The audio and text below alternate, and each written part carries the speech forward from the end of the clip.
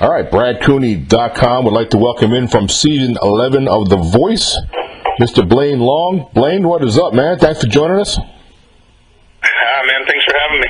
Appreciate it. Yep, definitely glad to have you on the show.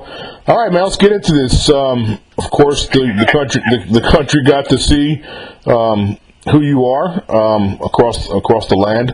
You sang for your blind audition, Have a Little Faith in Me, and you know, all four would have turned around. Of course, Alishia's team was full, so she couldn't spin her chair, but you had everybody spinning, man. Talk about your performance.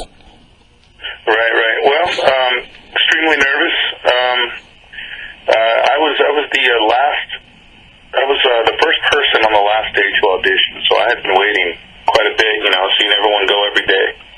So that was, I keep bringing that up in stories because that's a big point, to think about. Like, by the time I went up, I was like, in my head, I was like, let's do this, I'm ready. I want to go home, because I really was thinking I wasn't going to get to audition, So, I was ready to do it, you know what I mean, even though I was really, really nervous.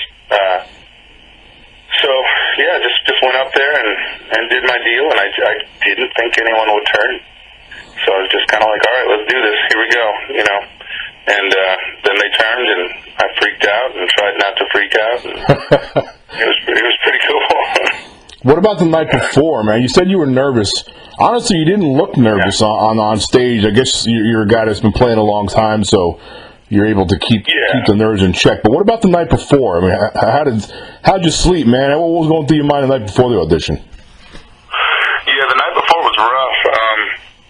And again, I just wanted to get things going. My wife and kids were at the other hotel, and I haven't been able to talk to them. So all these things are kind of happening behind the scenes, and so I woke up at 3:45 a.m. Went jogging, got breakfast, and was in the hotel lobby by 5:30 to go get in the wardrobe and makeup and all that stuff and get ready. So, you don't have a lot, and I needed to do that to get the jitters out. I'm not. Sure. Yeah, I'm not Captain Athletic or anything, but I just need to go jogging. That became my routine at the hotel there, even though that's not my routine at home. So, so just to get the jitters out, man, because it gets weird, rolling into Universal every day, and you may see somebody, just kind of being told what to do, and then every once in a while you realize I'm going to go in front of millions of people in a minute. Like, you start to kind of get really comfortable, then you get really weirded out. Yeah. I was talking to, who was it? I can't remember which contestant it was. It might have been Lauren Diaz. One of the contestants I had on. Mama D. Yeah, she's great, good kid.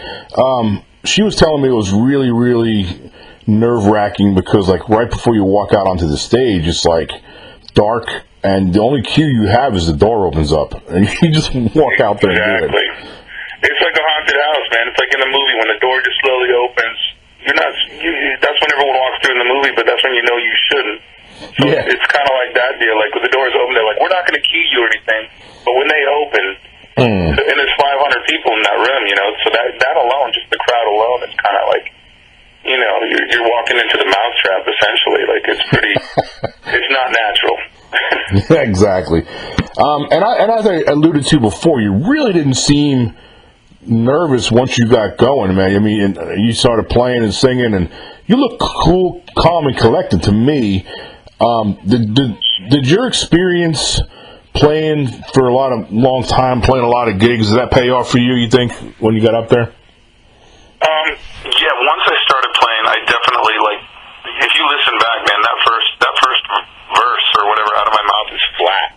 Like, it's awkward, but kind of after that, I was like, well, I'm in it. Once I'm in the song, I'm comfortable, man. I'm home. But it's getting up there in the presentation and the, I'm about to sing vibe is really stressful. But once you're singing and going, that's just home. That's natural. I'm really good with that. It's the walking in the room and presenting yourself as the guy that's about to sing. That's always awkward. That's weird. So when you're singing the song, once you get going, you're doing your thing, is part of you like looking up and just waiting for one of them chairs to spin around, or are you just totally focused on the song at hand? Yeah, it's kind of both. I don't know. It's really hard to even kind of remember it because it happens so fast, 90 seconds. Yeah. You've been, and I've been building up for that moment for 1 month. We were at the hotel getting ready from lawyer meetings to how to conduct yourself on social media, to how the show works, to vocal lessons, to wardrobe. You've been doing this and then getting your song and saying, okay, this is what I'm singing. You've been prepping for a month for 90 seconds. That is so unnatural. That's not like any gig, That's not your normal thing. So, yeah, I don't know. I forgot your question. I apologize. No, it wasn't really... I apologize, man. I'm a mess. I just woke up. I'm trying to drink this coffee as fast as I can here. I'm a coffee guy. Yeah, man. I'm a Navy veteran, so I know all about coffee and the necessity of it to get your day off. So, believe me, get it going. I can relate. All right, so you ultimately picked Blake to be your coach, which I thought was a great pick for you. What was the thinking behind Blake for yourself, though? What was the reason you picked him? Well, I wanted Alishia. That's who I really wanted. I was excited for that. But again, I didn't think anyone would turn. I just thought I was just okay. I got to do this. Maybe get some TV time. I just want to do the song the best I can, and then go home to my family. So picking Blake, what he said, once Alishia or Miley, I forget, asked me, what kind of music do you play? What do you do? And I was kind of with it enough to say, I make my living playing all original music. Yeah. And I don't know what they edited out or not, what they showed anymore, but Blake, he mentioned those songwriters, and that's not right after he mentioned Chris Christopher, or I think John Prine and stuff like that, and he was like, but what he said that didn't make it, I'm pretty positive didn't make it. He said, I will fight for you. With the producers, with everything, I will fight for you. Being an original artist, I will come to your defense. I will be on your side with this whole thing because, and I didn't. It was obvious that this was not my bag. So when he said that, that's when I picked him. Very cool. Yeah, when someone literally said it's you and I against the producers, let's do this.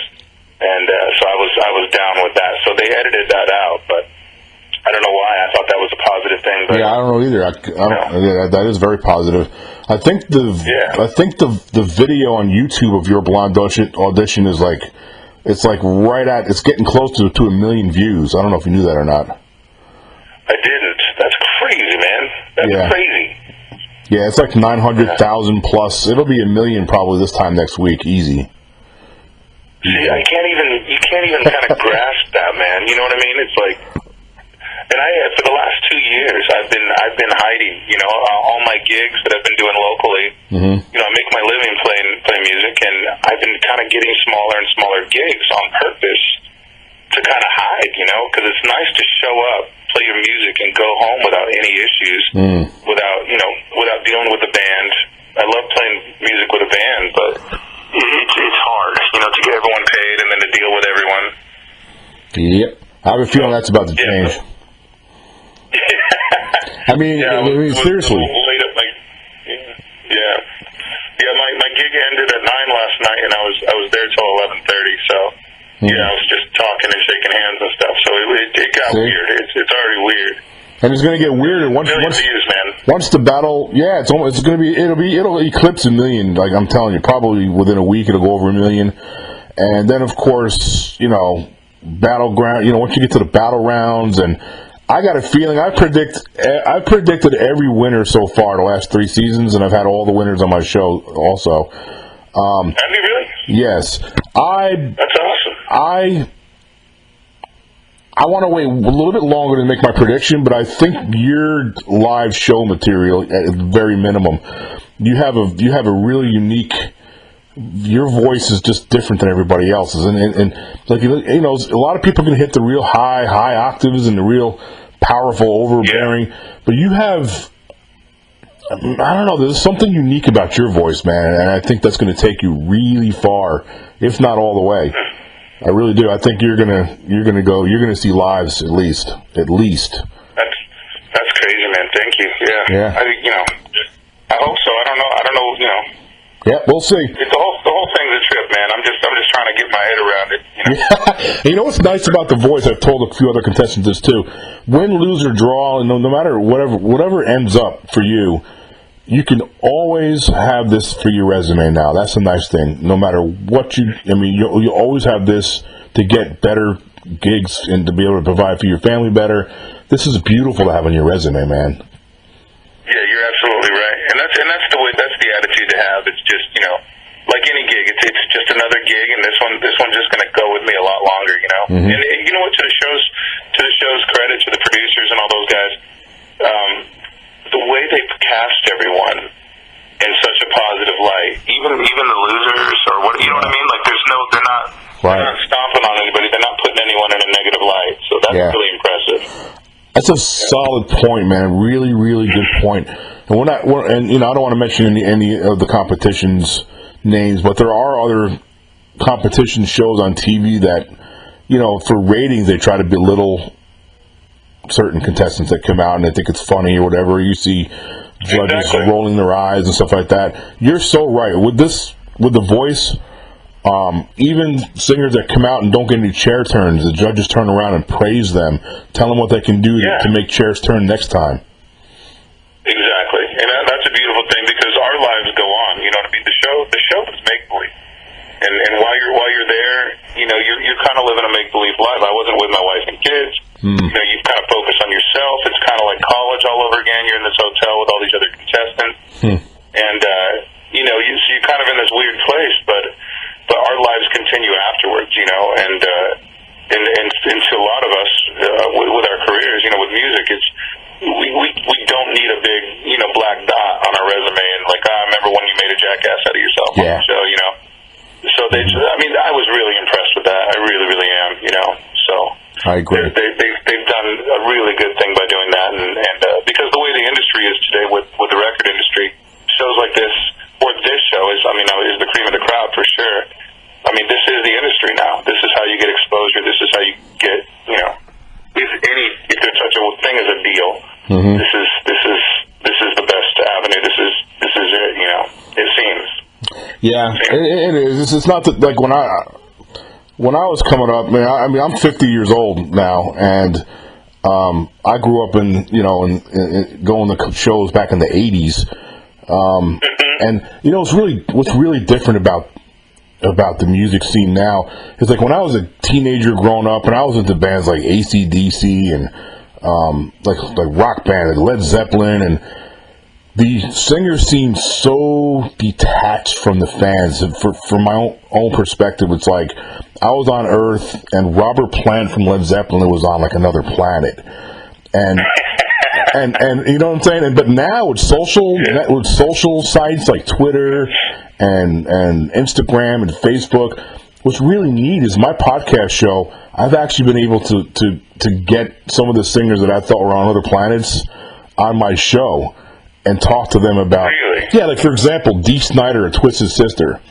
The band Twisted Sister. Man. I bought Twisted Sister. Yeah, I bought a Twisted Sister cassette tape on my ship store, on my ship in the Navy.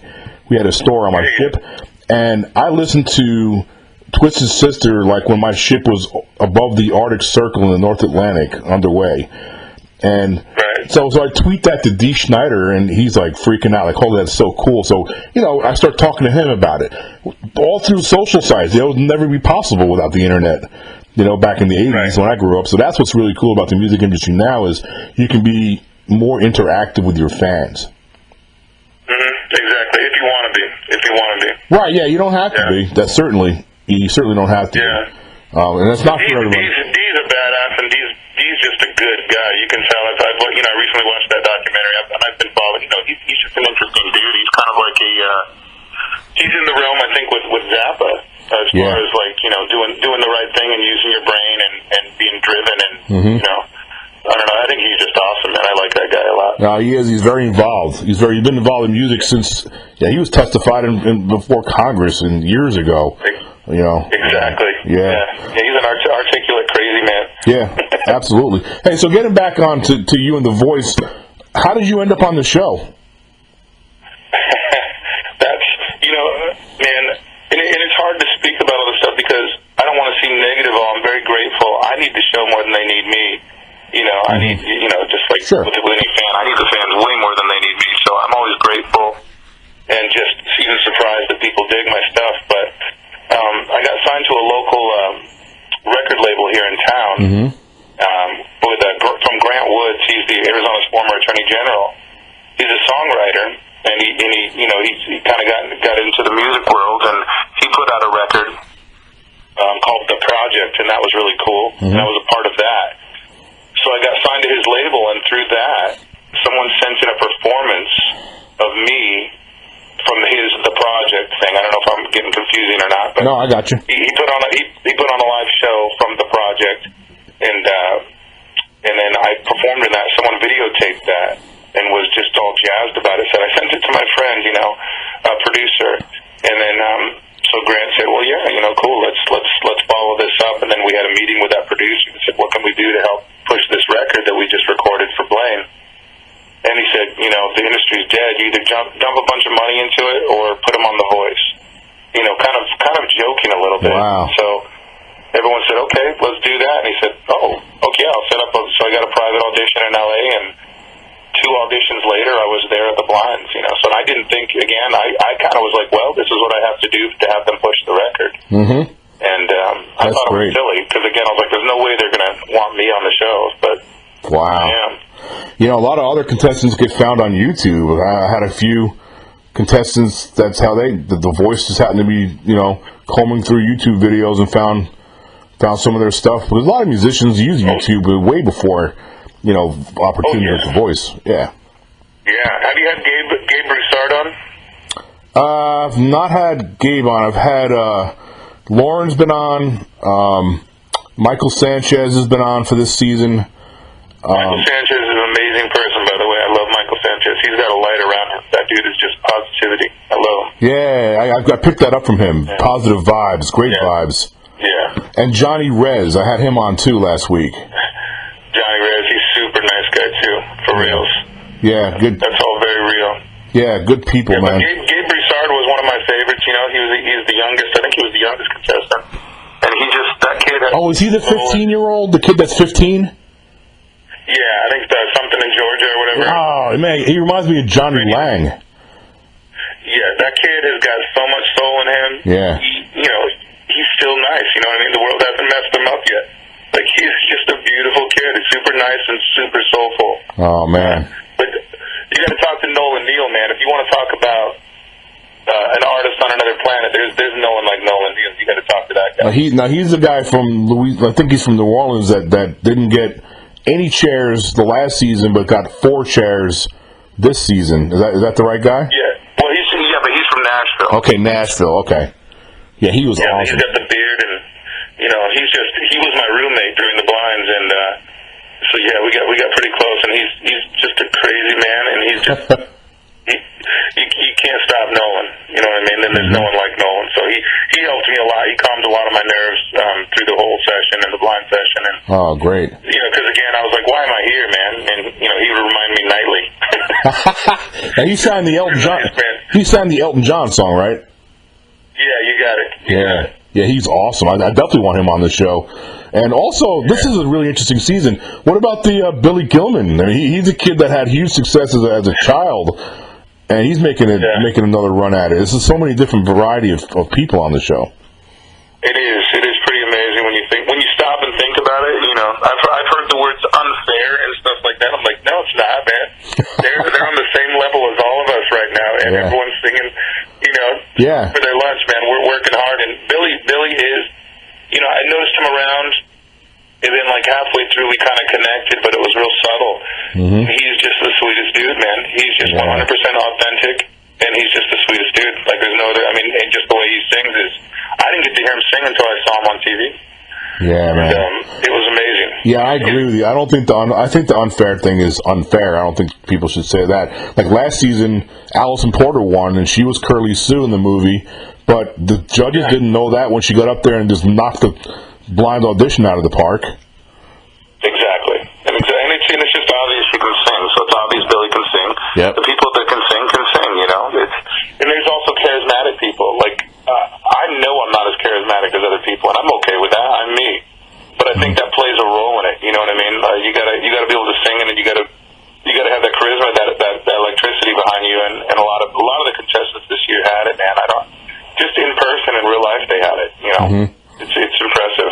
Yeah, this is going to be a fun season. I really like the variety of personalities, of different talents, and this is going to be great to see how this thing unfolds. All right, so let's get back to Blake for a second. What can you share something that Blake has taught you thus far that's made you a better performer? Is there anything you can share about that? Yeah, I don't know. That's a tough one, man. I've been kind of struggling with that whole idea of what people see and what's really happening behind the scenes. You know, I don't know. What about confidence level? Has he given you any tips how to be more?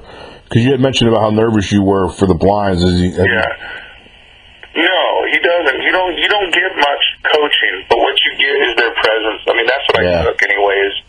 The way he is so chill and relaxed, and it's not like he's trying, but he's just himself. Yeah, he seems like that. Yeah, he definitely clicks on the Blake button, I think, and who doesn't after a while? You know, when you're doing that kind of stuff, you got to click it on. Like Carson Daly, I was so impressed with Carson. Oh, he's Daly. awesome. You know, he sits down with each contestant and he's interviewing you, and he plugs right into you. And you know it's his job. He's got to do this. He's got to sound interested. He's got to, I mean, that's just his job. But he is authentic and he's good at it. Yeah. He just sits down and plugs in. So I think that's what I'm trying to say with Blake is he just plugs into being Blake. And it is who he is, but he's just so comfortable and so relaxed that that's what I kind of took from it. Because you don't get much coaching, and I imagine as the levels, lives go on, I think it steps up quite a bit. Sure. But what you get is on camera, and and so it's kind of like anything in life. It's up to you to get what you take. Take away what you need and what you want. Yep. It's not always handed to you, the lessons. So I just kind of took away, like, just relax, man. Just be yourself. It's okay to be yourself. Yeah. It's all right to be yourself. And I think people will see that I was kind of a smart ass and just kind of having a good time with Josh for the battles. I think you'll see some of that on camera of us goofing around and just being ourselves and just relaxing a little bit. Awesome, man. Back to Carson for a second. He, I know, and I understand that it is his job, but he genuinely, you can tell, he loves his job. Yeah. And when he's back there, when the singer's out there doing the blind, he's cheering, man. He's rooting for a chair to turn around. You can see how excited he gets with the family when one does turn around. Exactly. Yeah. I think it's genuine. It's there. He's there in the moment.